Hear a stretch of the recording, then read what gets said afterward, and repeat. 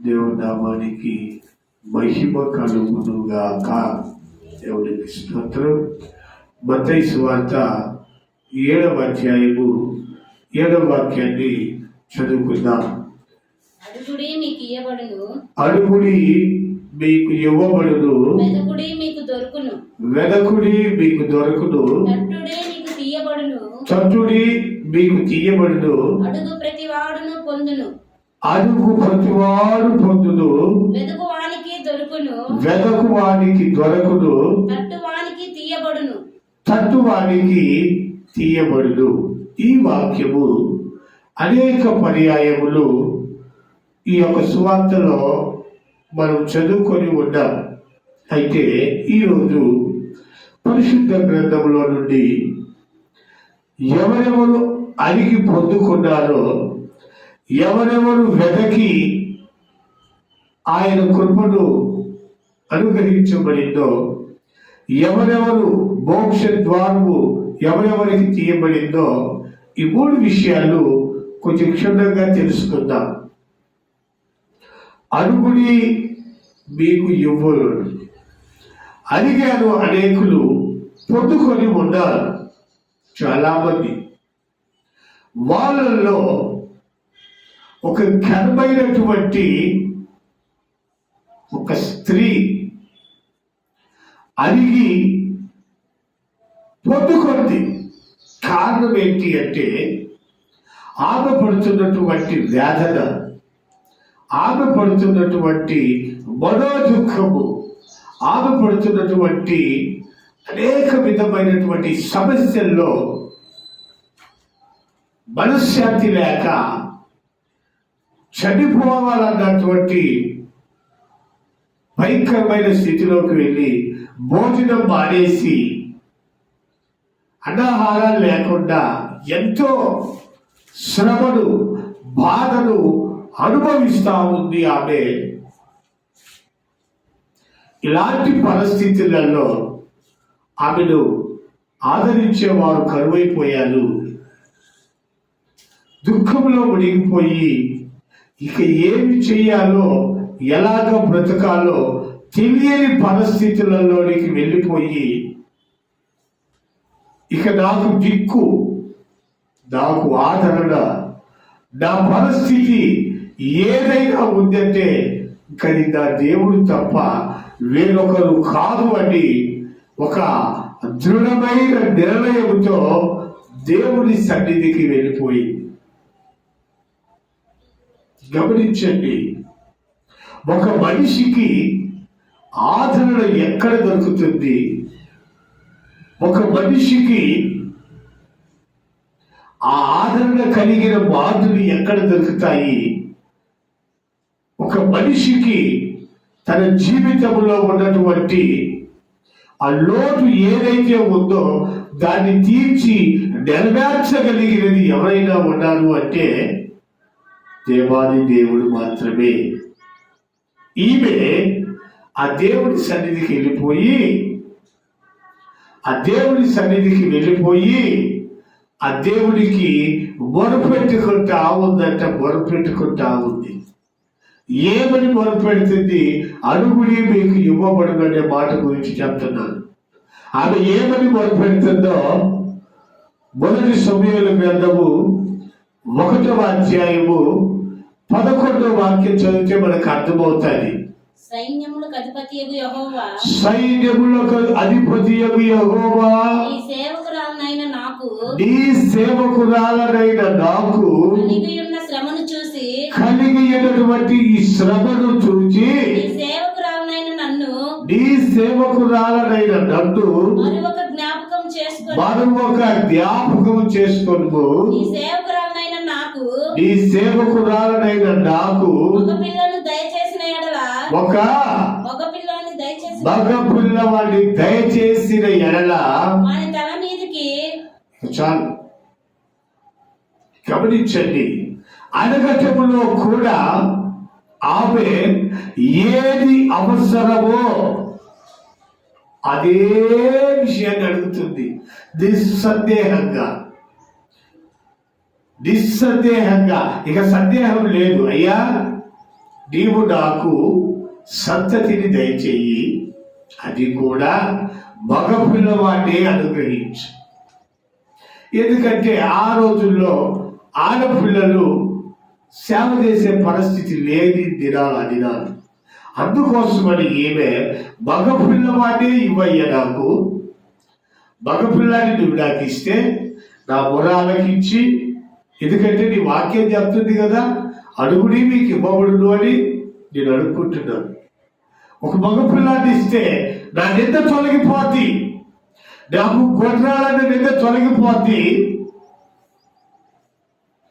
ఆ పిల్లవాడిని నీ సన్నిధిలో సమర్పిస్తా. నిస్సందేహంగా అడుగుతుంది ఆ తల్లి. ఈ అడిగే దాంట్లో నీకు ఎంత అవసరమో, నీకు ఏది అవసరమో, నీకు ఎందుకు అవసరమో స్పష్టంగా ఉండాలి. దేవుణ్ణి అడిగే విషయంలో, దేవుణ్ణి అడిగే విషయంలో వ్యర్థమైన మాటలు, పనికి మాలిన మాటలు అడగకూడదు. ఎందుకంటే అది దేవుడు ఆలోకిస్తూ ఉంటాడు నువ్వు ప్రార్థన చేసేటప్పుడు. ఆ ప్రార్థన ఎంతో విలువైనది, ఎంతో ఘనమైనది. ఆ ప్రార్థనకు దేవుడు జవాబు ఇస్తాడు. మనోదుఖము కలిగి దేవుని సన్నిధిలో నువ్వు మొరపెడితే తప్పగా మన దేవుడు వింటాడు. దేవుడు ఆమె మొర వింటాడు. అక్కడ ఉన్న వాళ్ళు గుర్తుపట్టలేకపోవచ్చు, కానీ దేవుడు ఆమె మొర వింటాడు. సేవకుడు నోటి వెంట పలికించాడు, నీవు అడిగినది ఏదో సైన్యములకు అధిపతి యెహోవా నీకు అనుగ్రహిస్తాడు. నువ్వేం కోరుకున్నావో నీ దేవునికి తెలుసు కనుక. గమనించండి, అడిగే దాంట్లో సందేహం లేకుండా స్పష్టంగా అడిగింది. మగ పిల్లవాడిని దయచేసిన ఎడలా అడుగుడి మీకు ఇవ్వబడును. వాక్యపు నెరవేర్పు అనాది కాలం నుండి ఈ వాక్యపు నెరవేర్పు జరుగుతూ వస్తూ ఉంది. అడుగుడి మీకు ఇవ్వబడును. దైవ సేవకుడు అంటున్నాడు, అమ్మా నువ్వు ఏది అడిగావో దేవుడు నీకు అనుగ్రహిస్తాడు. మీదటి కల్లా నువ్వు దేవుడు కుమారుడు అనుగ్రహిస్తాడని చెప్పినప్పుడు చేసి ఆపలే. ఏదమ్మా దేవుడి కాడికి ఏమ్మా ఈ మధ్య ప్రార్థనలలో ఆ ప్రార్థనకర్త ఈ ప్రార్థనకింత రేట్లు పెట్టేసారు కొంతమంది మహానుభావులు. దేవుడు చెప్తున్నాడు, అదే మత్తయి సువార్త 10వ అధ్యాయము 8వ వాక్యంలో ఒక మాట రాసి వచ్చాడు. మళ్ళాంటి వారి కొరకే రోగులను స్వస్థపరచుడి, చనిపోయిన వారిని లేపుడి. రోగులను స్వస్థపరచుడి, చనిపోయిన వారిని లేపండి. కుష్ఠ రోగులను శుద్ధునిగా చేయండి. దయ్యములను వెళ్ళగొట్టండి. అది ఉచితముగా పొందితిరి, ఉచితంగా ఇవ్వండి. ఉచితముగా పొందితిరి, ఉచితముగా ఇవ్వండి. అక్కడ సేవకుడు ఉచితంగానే చెప్పాడు, అమ్మా నీ దేవుడిని నువ్వు మొరపెట్టుకున్నావు, నీ దేవుడికి అనుగ్రహిస్తాడు. అడుగుని ఇవ్వబడు. అడిగితే ఇచ్చే దేవుడు చెప్తున్నాడు, నీకు ఇస్తాడు. ఈరోజు దేవుని సన్నిధిలో అడిగే మనము ఏ రీతిగా అడగాలి, అడిగిన తరువాత దాన్ని ఏ రీతిగా మనము పొందుకున్న దానిని సద్వినియోగపరుస్తున్నాము.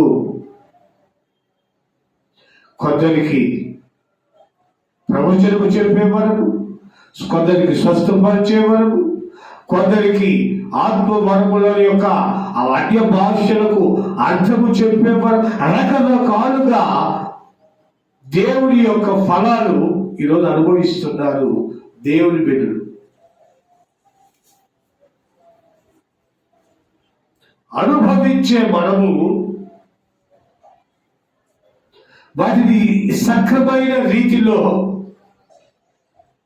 అనుభవించే వారికి ఇస్తున్నామా, రేట్లు కడుతున్నామా? అడుగుడి మీకు ఇవ్వబడదు, ఉచితముగా పొందితిరి, ఉచితముగా ఇవ్వండి. దేవుని వాక్యం సెలవిస్తుంది.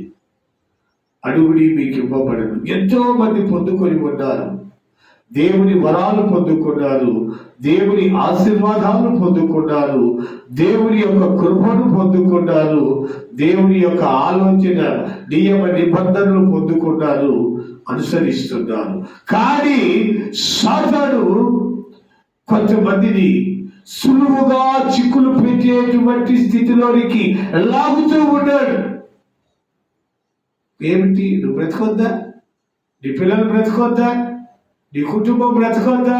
తీసుకో, తప్పులేదు, తీసుకో, పర్లేదు. దేనికి తీసుకుంటున్నావు?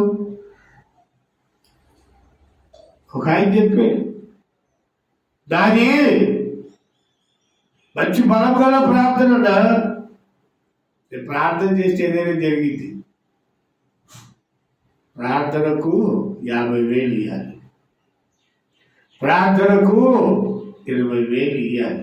దేవుని వాక్యం చెప్తుంది, ఉచితముగా పొందితిరి, ఉచితముగా చేయండి. వాక్యపు నెరవేర్పు ప్రతిదీ పాటించాలి. నువ్వు 99 పాటించి ఒక్క ఆజ్ఞ తప్పిపోయినా ఆజ్ఞలన్నీ తప్పిపోయినట్టే వాక్యం సెలవిస్తుంది. దేవుడు 10 ఆజ్ఞలు ఇచ్చి ఈ 10 ఆజ్ఞలు పాటించండి, ఒక ఆజ్ఞను దానికి వేసేయని చెప్పలేదు. కాబట్టి ప్రియమైన దేవుడి బిడ్డలారా, ఆయన వాక్యం చెప్తుంది, అడుగుడి మీకు ఇవ్వబడును. అడిగిన ప్రతి వారు పొందుకుంటారు. రెండవది, వెదకుడి మీకు దొరకుడు. ఎవరు వెతికి పొందుకున్నారు అని బైబిల్లో మనం చూసినట్లయితే చాలా మంది వెతికి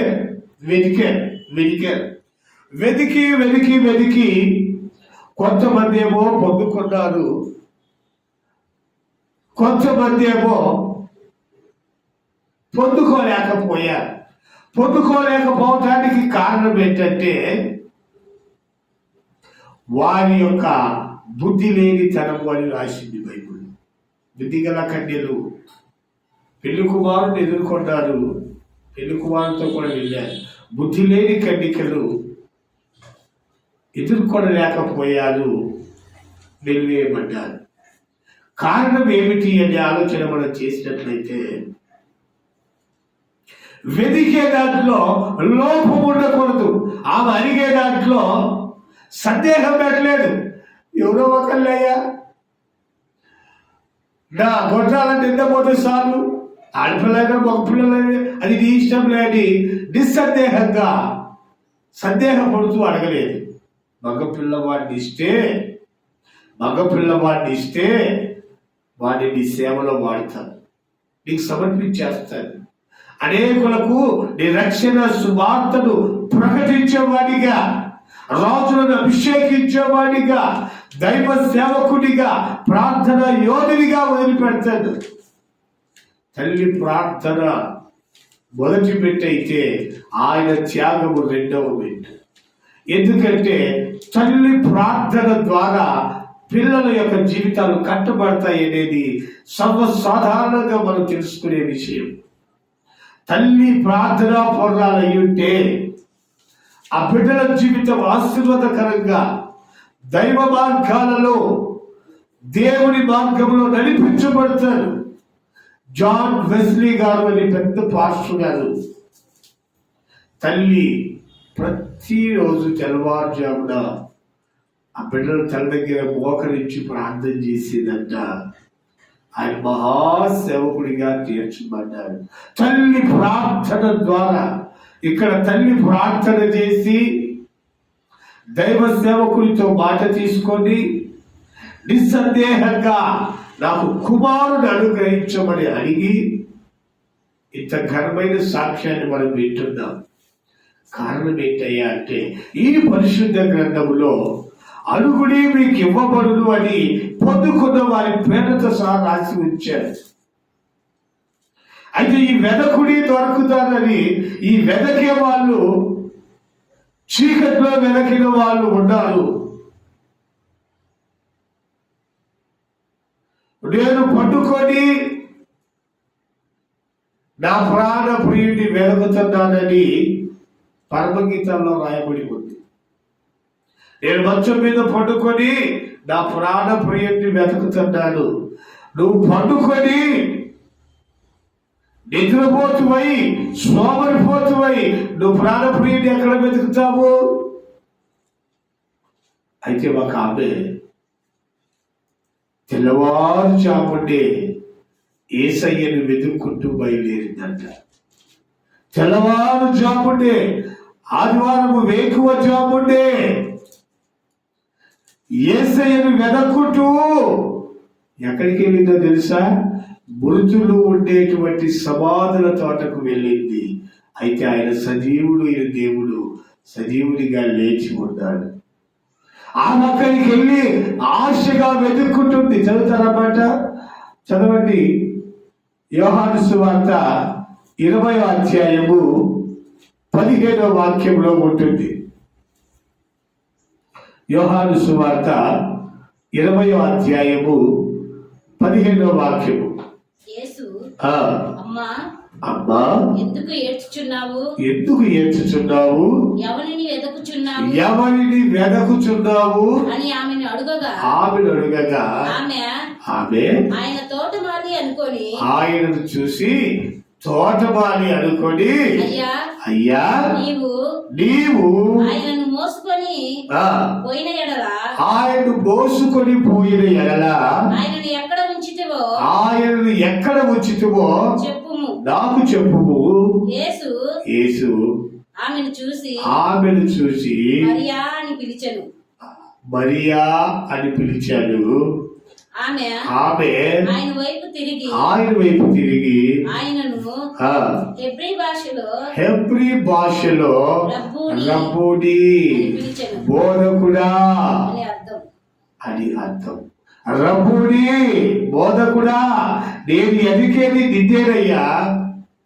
నేను తోటమాలనుకున్నాను. వెదికే దాంట్లో సందేహమే లేదు. పరమగీతాల్లో వెతికినట్టు నేను మంచం మీద పరుని నా ప్రాణ ప్రియుని వెతికి తిని. నువ్వు ఎక్కడ వెతకాలి? రాజవీధుల్లో వెతికితే కావలి వారు ఎదురుపడినారు, కొట్టారు అని రాయబడి ఉంది పరమగీతాల్లో. ఎక్కడ వెతకాలి?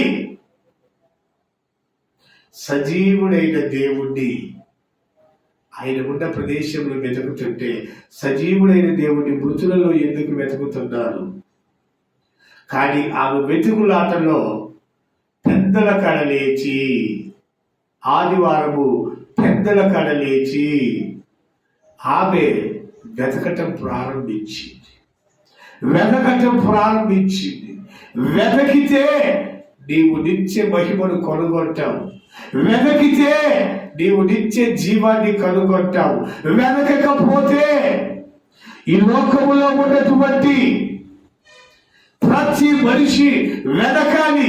ఏమిటి ఈ లోకం, ఏమిటి ప్రపంచం, ఏమిటి నా జీవితం, నా బ్రతికేమిటి? వెతకాలి. నువ్వు వెతకితే కనుగొంటావు. నువ్వు పొరుండి నిద్రపోతే నువ్వు కనుక్కోలేవు. నువ్వు మంచం మీద పొరుండి నిద్రపోతే ప్రాణప్రియుడు నీకు దొరకదు. రాజ వీధులలో, డబ్బము కలిగిన వీధుల్లో ఉంటే కావలి వారు ఎదురుపడి కొడతారు. అంటే రాజభోగాలు అనుభవించాలని ఆశ కలిగితే నీకు చదువులే మిగులుతాయి. దేవుని వాక్యం సెలవిస్తుంది, సజీవుడిని, మృతులలో నుండి లేచిన వాడిని పెద్దల కాడ లేచి ఎదుక్కుంటా వెళ్ళింది.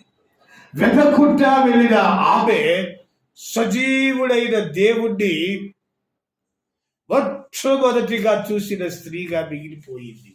వెతకటములో ఏ లోపము లేకుండా వెతికింది. అదే చెప్తున్నాను నేను. వెతకటములో సందేహము లేదు. నా దేవుడిని నేను చూస్తాను, నా దేవుడిని నేను కనుగొంటాను.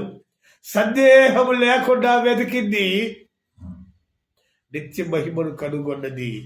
తన జీవితము ఆశీర్వాదకరంగా మార్చబడింది. తర్వాత మనం చదువుకున్న మాట, తట్టుడి మీకు తీయబడును. తట్టాలి. ఆమెమో అడిగి పొందుకుంది, ఈమెమో వెదకి పొందుకుంది. ఇప్పుడు ఈయన చెప్తున్న మాట, తట్టుడి మీకు మోక్ష ద్వారం తెలుస్తుంది. మీరు తట్టాలి. ఎక్కడ తెచ్చారు? ఎవరు తెచ్చారు? ఎవరెవరు ఎక్కడ తెచ్చారు? ఒకసారి తెచ్చారు. ఎక్కడో తెలుసా? నోవాహు దినాలలో పడవలోకి రానరా బాబు, లోకం మునిగిపోతుందని నోవాహు గారు చెబితే, ఎలవై బాబు పిచ్చోళ్ళలాగా ఉన్నాడు, ఎలా ఇతను లోకం మునిగిపోతుందంట, వర్షం పోతుందంట, ఈ పెద్ద పని అని చెప్పొచ్చాడు ఎలా అని చెదరింపుగా మాట్లాడారు. అయితే వర్షము ఆకాశ వాకిళ్ళు విప్పి ప్రచండమైన వర్షం అని రాయబడింది బైబిల్లో. ప్రచండమైన వర్షము పడిన తర్వాత నీళ్ళల్లో కొట్టకపోతూ అప్పుడు వెతుకుతున్నారు. ఆ నీళ్ళల్లో వెతుకుతున్నారు. ఏమని? నోవాహు గారి పడవ ఎక్కడుంది అని వెనక్కి తలుపు దగ్గరకు వచ్చి తడుతున్నారు. నోవాహు మేము మునిగిపోతున్నాం తలుపుని. దేవుడే దీనికి తలుపు బిగించాడయ్యా. తీసేదానికి వేసేదానికి నాకు అధికారం లేదు. సేవకుడిగా చెప్పే అధికారమే నాకుంది, కానీ మిమ్మల్ని మోక్షానికి తీసుకెళ్లేది, నరకానికి పంపించేది, పరలోకానికి తీసుకెళ్లేది నా పరిధిలో లేదు. నేనే దేవుడి సర్వెంట్. చెప్పటమే నా బాధ్యత. వింటే రక్షించబడతారు, వినకపోతే శిక్ష విధించబడుతుంది. నాయన నేను కాపాడలేను. నిర్మోహమాటకంగా చెప్తుంది బైబుల్. తడితే మీకు మోక్ష ద్వారం తెరవబడుతుంది. ఎక్కడ తడితే? మరణం వచ్చినప్పుడు మరణాన్ని తప్పించుకునేదానికి ఇప్పుడు గుర్తొచ్చింది సేవకుని మాట. సమయము ఉండగానే సద్వినియోగపరచుకో. దేవుని వాక్యము నీ చెంత ఉండగానే దాన్ని నువ్వు అంగీకరించు. దైవ సేవకులు చెప్పే మాటలను మీద లక్ష్యముంచు. సేవకులు దేవుని యొక్క నిర్ణయాలు చెబుతారు. సేవకులు దేవుని యొక్క వాక్యాన్ని వినిపిస్తారు. సేవకులు దేవుడు చెప్పేటువంటి తనకు మర్మాలు బయలుపరిచేటువంటి మర్మాలను ప్రజలకు వివరిస్తారు. ఆ మర్మాలు వివరించినప్పుడు ఆ మాటను నమ్మి విశ్వసించినట్లయితే నువ్వు రక్షించబడతావు, నీ కుటుంబం రక్షించబడుతుంది, నీ పిల్లలు రక్షించబడతారు, నీవు ఆశీర్వదించబడతావు. నిత్య నివాసములో నీకు స్థానం ఏర్పడుతుంది. ఆ దేవ సేవకుని మాటను నిర్లక్ష్యము చేసి మరణం సంభవించినప్పుడు, మరణ భయాలు నిన్ను కమ్ముకున్నప్పుడు, నీ జీవితం వ్యర్థముగా మార్చబడుతున్నప్పుడు, అయ్యా నన్ను రక్షించంటే ఇంతకాలం నీ ఇష్టానుసారంగా జీవించావు కదా నాయన.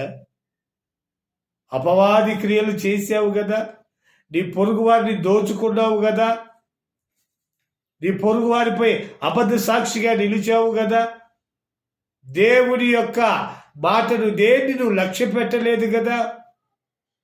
మరి ఈరోజు నువ్వు గొర్రెల్లో ఎలా కలుస్తావు? ఇలా మేకల్లో ఉంది. దేవుని సత్య వార్త చెప్తుంది.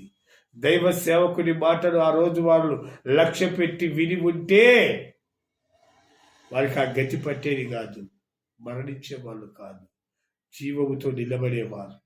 అయితే దేవుడు చెప్తున్నాడు, తట్టుని మీకు మోక్ష ద్వారం తెలుస్తాడు.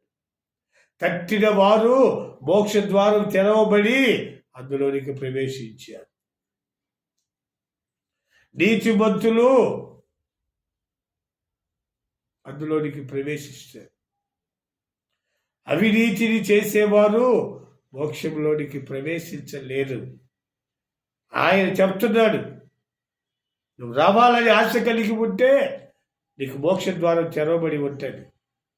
నువ్వు తట్టాలి, అయ్యా నా పరిస్థితి ఏంటి, నా బ్రతికేంటని నువ్వు అడగాలి.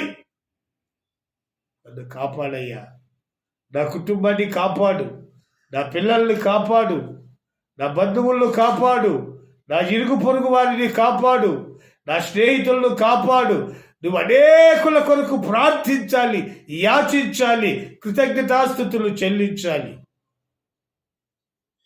నువ్వు క్షేమముగా నెమ్మదిగా బ్రతకాలంటే అది లేకుండా నీకు ఇష్టానుసారమైన జీవితం, వ్యర్థమైన జీవితము, నీ కంటికి నచ్చిన జీవితాన్ని నువ్వు జీవిస్తే ఒకరోజు దాని పర్యవసానం అనుభవించక తప్పదు.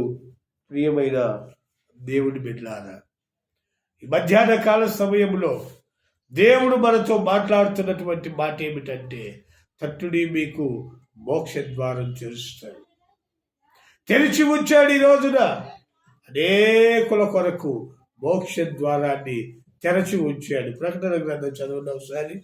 ప్రకటన గ్రంథము 3వ అధ్యాయము 8వ వాక్యం ఒకసారి మనం చదువుకున్నట్లయితే, ప్రకటన గ్రంథము 3వ అధ్యాయము 8వ వాక్యం. నీ క్రియలను నేను ఎరుగుదును, నీకున్న శక్తి కొంచెమై ఉండినను నీవు నా వాక్యమును గైకొని నా నామమును ఎరుగనలేదు.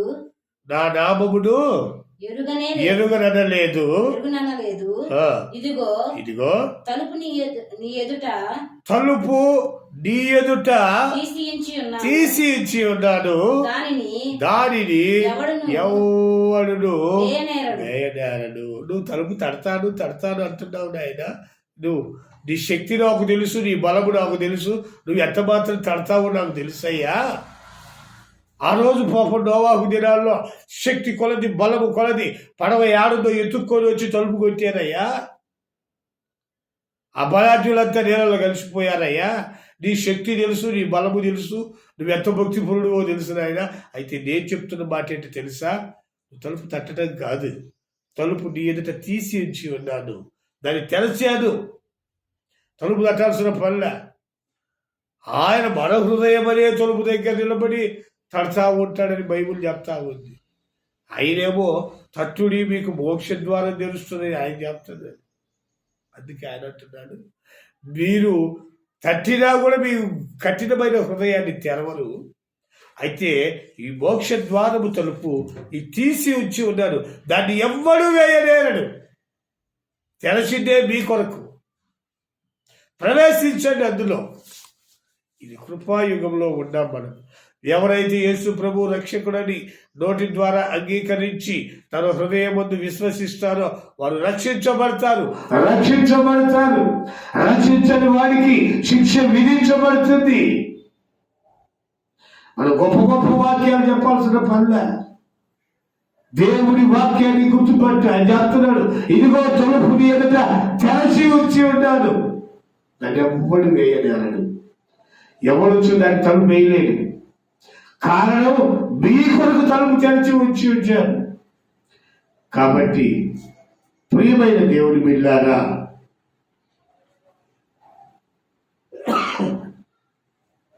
మధ్యాహ్న కాల సమయంలో దేవుడు మనతో మాట్లాడుతున్నటువంటి మాట ఏంటంటే, అడుగుడి మీకు ఇవ్వబడును, వెదకుడి మీకు దొరకును, తట్టుడి మీకు మోక్ష ద్వారం ఆయన తలుపు తెరిచి ఉంచి ఉన్నాడు. ప్రేమామయుడైన దేవుడు ఈ కృపాయుగములో తలుపు తెరచి ఉంచాడు. ఎవరైనా నా స్వరము విని తలుపు తెరచిన ఎడలా నేను అతనితో కూడా భోజనం చేస్తాను. చూడండి, ఆ దేవాది దేవుడు మనతో కూడా భోజనం చేస్తే, జక్కయ్య ఇంట్లో భోజనం చేస్తే ఆ కుటుంబంలో ఉన్న శాపం తొలగిపోయింది, పాపం తొలగిపోయింది. ఇతరుడు అబ్రహాము కుమారుడే సాక్ష్యాన్ని పొందుకున్నాడు. ఆయన మనతో కూడా భోజనం చేస్తే ఆయనతో కూడా ఆయన రాజ్యంలో మనం ఉంటాం. తలుపు నీ ఎదుట తెరిచి ఉంచి ఉన్నాను, దాన్ని ఎవ్వడు వేయలేడు.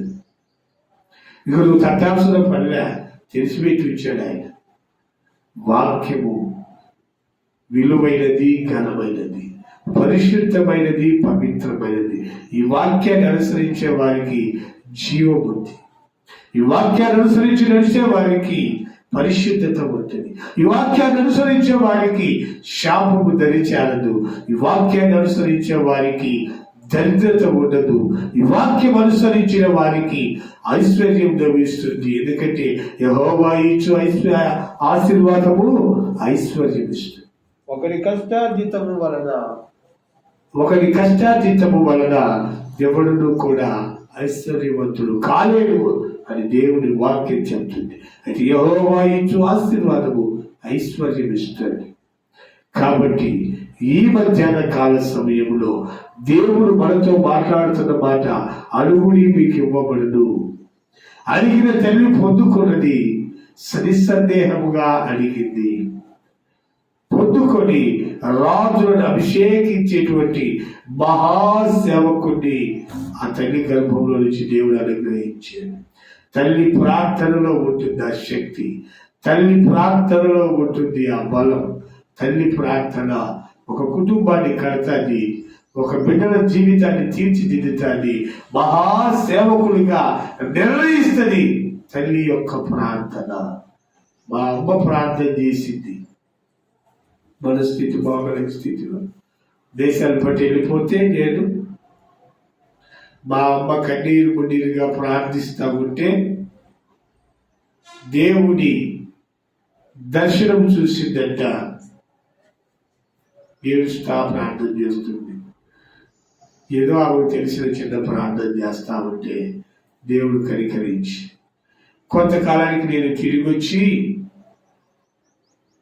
మా ఇంట్లో పైన పడుకొని ఉంటే ఆ సన్నిధిలో మా అమ్మ చేసే ప్రార్థన దేవుడు చూపించాడు. ఈ తల్లి నీ కొరకు ఈ రీతిగా ప్రార్థన చేసింది నాయన.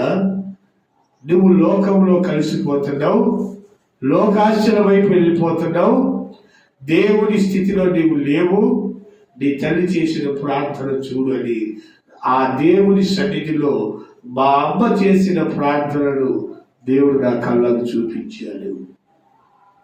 ఆ రోజు నేను ప్రార్థన చేసుకున్నా, దేవా నన్ను క్షమించయ్యా, నేను లోకాశల వైపు వెళ్ళను, నేను నీ సన్నిధిలో జీవిస్తాను ఆయన అని ప్రార్థన చేసుకున్నాను. నేను చేసినటువంటి ప్రతిదీ అంటే ఇక మీకు చెప్పాల్సిన పనుల ప్రతి విషయాన్ని దేవుడు నాకు కళ్ళ కట్టినట్టుగా చూపించాడు. ఇది నీ బ్రతుకు మార్చుకో. నీ తల్లి నీ కొరకు ప్రార్థిస్తే ఎక్కడో దేశాలు తిరుగుతున్న నిన్ను ఇంటికి చేర్చాడు. ఆ తల్లి ప్రార్థనను బట్టి నువ్వు ఇల్లు చేరావు గనుక నీవు నీ బ్రతుకును మార్చుకొని దేవుని చేత హెచ్చరించబడి దేవుని కృపకు యోగినిగా మార్చబడ్డాడు. ప్రియమైన దేవుని బిడ్డలారా, తల్లి ప్రార్థనలో ఉంటుంది ఆ శక్తి. ఒక బిడ్డ చెడిపోవాలన్నా, బాగుపడాలన్నా, ఆశీర్వదించబడాలన్నా, రాజులను అభిషేకించే సేవకుడిగా తీర్చబడాలన్నా ఆ తల్లి ప్రార్థనలో ఘనత ఉంది. అడుగుడి మీకు మనం ఏది అడుగుతున్నామో దేవుడు మనకు అనుగ్రహిస్తాడు. వెనకుడి మీకు దొరకడు. ఆమె పెద్దల కడ లేచి దేవుని నిత్య మహిమను చూసింది. సజీవుడైన తండ్రిని కళ్ళార చూసింది. ముట్టుకోవద్దు, అమ్మాలను ముట్టుకోవద్దు, నేను ఇంకా తండ్రి దగ్గరికి ఎక్కిపోలేదన్నది. కారణం ఏంటంటే ఆ పరిశుద్ధమైన జీవితాన్ని ఆమె అనుభవించింది. వెదకి దొరికింది. తట్టిన వారికి మోక్ష ద్వారం తెలిసే దేవుడు తెరచి ఉంచే ఉంటాడంట. నీ భక్తి నాకు తెలుసు, నీ శక్తి నాకు తెలుసు, అయితే ఇది మోక్ష ద్వారం చేస్తా. తలుపుని ఎదుట తెరచి ఉన్నాను, దాన్ని ఎవ్వడు వేయలేరు. నువ్వులా విరిగి నలిగిన మనసుతో రా, ఆయన సన్నిధిలో ప్రవేశించు. ఆ నిత్య మహిమకు వారసురాలుగా తీర్చబడు. మోకరించండి, కళ్ళు మూసుకోనండి, ప్రార్థన చేసుకుందాం. మోకరించి కళ్ళు మూసుకొని ప్రార్థన చేద్దాం. ఏమిటి మన పరిస్థితి? అడిగి పొందుకున్న వారు నిస్సందేహముగా అడిగి దేవుని మహాకృపను పొందుకున్నారు. వెతకిన వారు నిద్రలో మంచం మీద ఉండి వెతకకుండా, రాజమార్గములో వెతకకుండా ఆమె దేవుని నిత్య మహిమను వెతికి అపునరుత్థానపు శక్తి కలిగిన దేవుని కన్నులారా చూసింది. తండ్రి మీకు మోక్ష ద్వారం తెరవబడి దేవుని వాక్యం సెలవిస్తుంది. బలాఢ్యులు తట్టారు, నోవాహు తలుపు తెరవబడలేదు. ఆయన చెప్తున్నాడు, ఈ కృపాయుగంలో ఇదిగో తలుపు నీ ఎదుట తీసి ఉంచాడు, దాన్ని ఎవ్వరూ వేయలేరని. ఆ మోక్ష ద్వారము తలుపులోనికి మనము దీన మనస్సు కలిగి ప్రవేశించినట్లయితే ఆ నిత్య మహిమలో మనము ఉంటాం. అలాంటి తీర్మానము కలిగి ప్రార్థన చేసుకుందాం. ప్రేరేపించబడ్డ వాళ్ళు ఒకరు ప్రార్థన చేయండి.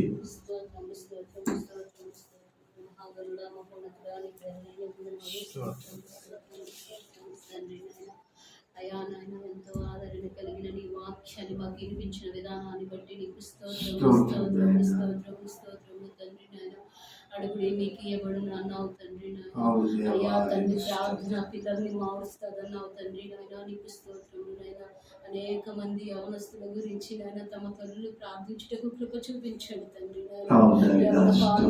కాడు మోయటకు నాయన బిడ్డలకి కృప చూపించండి నాయన. లోక ఆశల నుండి, అంధకార సైతాన్ నుండి నాయన బిడ్డలు యవనస్తుల్ని ఇడిపించండి నాయన. నీకు అయ్యా నాయన, నీ దాసుని బలపరచండి నాయన. అనేకమైన మర్మమైన విషయాలు నాయన అనేకులకు బోధించుటకు కృప చూపించండి నాయన. యూట్యూబ్ ద్వారా విన్న కుటుంబాలను దీవించండి అయ్యా. యూట్యూబ్ ద్వారా విన్న కుటుంబాలలో యవనస్తులుంటే నాయన అట్టి బిడ్డల్ని నాయన మార్చండి నాయన. అయ్యా నాయన, మా ప్రార్థన ఆలకించండి నాయన. నీకు స్తోత్రం అయ్యా. కూడి వచ్చిన ప్రతి బిడ్డని నాయన దీవించి ఆశీర్వదించమని మా ప్రార్థన నాయన నీవు విన్నావని నమ్ముచు యేసు పరిశుద్ధ నామమున అతి వినయం గడుపు వేడుకుంటున్నాము తండ్రి.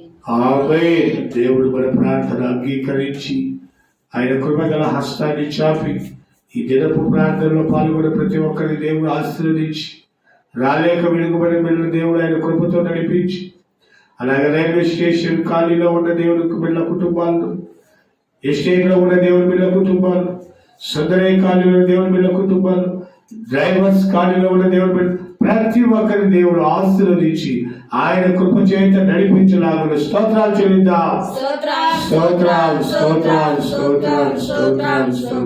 వస్తున్న మినిస్ట్రీని నడిపిస్తున్న నాయకులను, అలాగే సంఘ విశ్వాసులను, సేవకులు దేవుడు ఆశీర్వదించి అంతకంతకు వర్ధన చేసి మినిస్ట్రీని అంతకంతకు ఒక ఉన్నత స్థాయిలో నిలిపి అనేక ఆత్మల రక్షణకై దేవుడు వాడుకుంటున్నందుకై స్తోత్రాలు చెల్లిద్దాం.